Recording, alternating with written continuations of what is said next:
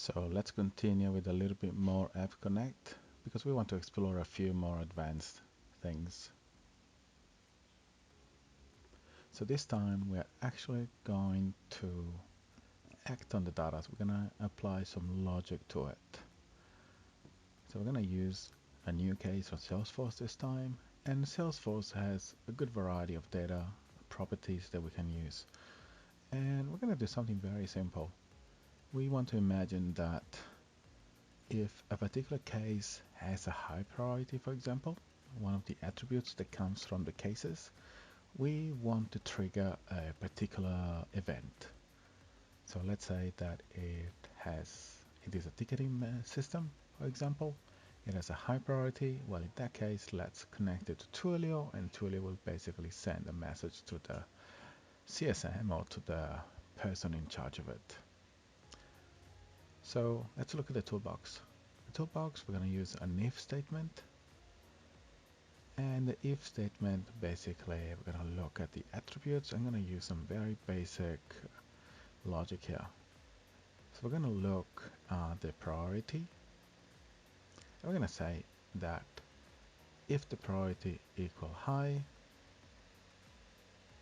we're going to go and follow that flow, that direction. Otherwise, we go in the other direction and say we don't really want to do anything, or we can add more if statements if we want, or other conditions if we want to. But in this case, we just want to say exit the flow, and that's it. So if the priority is medium or low, we don't care. We don't want to send a message to a CSM at 3 a.m. in the morning for a low priority. But if it's high and maybe the whole factory is about to go boom, maybe we need to look into it. So here I'm just adding a message to the last logic condition. So if it is not important, if the priority is low, or anyway it's not high, the system will basically send a completed message back to the flow.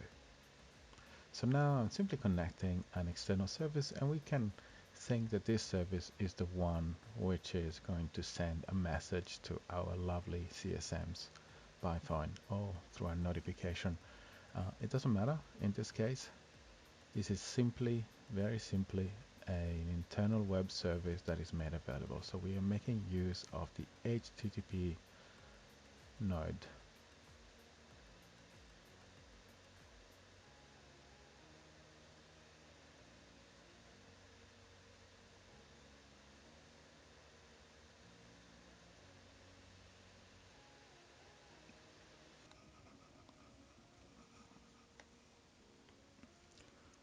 So nothing complicated here. We simply say that we want to make a GET call from this node, and here's the address to theoretically our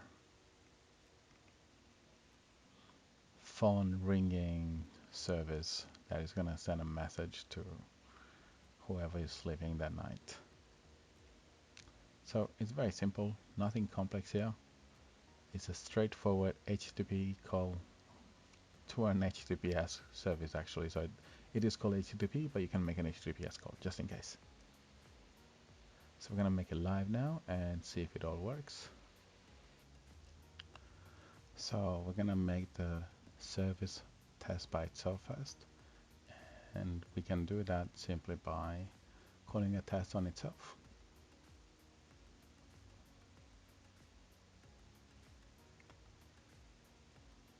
That's the button tested. We send it, so it's just testing by itself. And we can see that at least the connection works fine, and we know that everything is fine at the moment, at least for that end. Now we're going to test our logic from the beginning to the end. And so we're going to look at Salesforce, and we're going to play around with the data just to make sure that we do try both scenarios, the low and the high priority. So let's have a look. We probably want to generate the data first so that we have something that looks more real. So we look for the priority, and we see the priority is low, so we can already go and test this.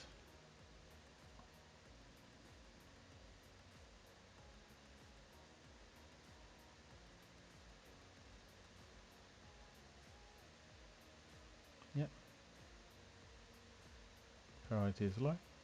Let's give it a shot.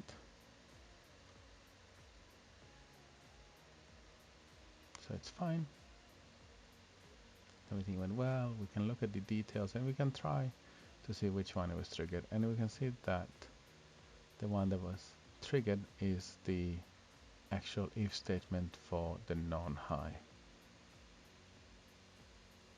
And we can also look at the past ones.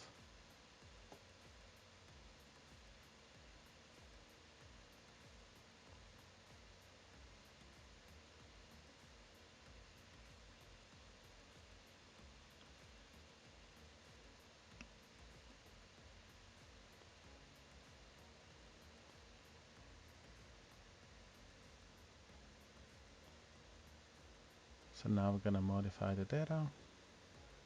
And being able to modify the data is really helpful for any developer out there.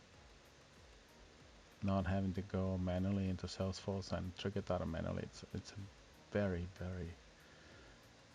great thing. Makes us save a lot of time.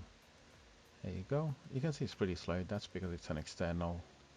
And also can make us understand that definitely that went outside.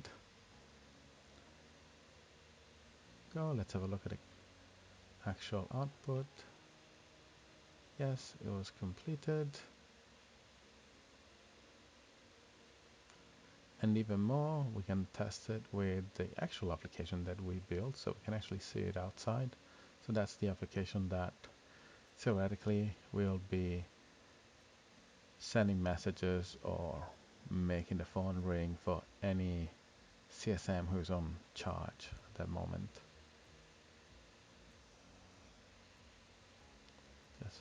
And as you can see, it all worked. Thank you.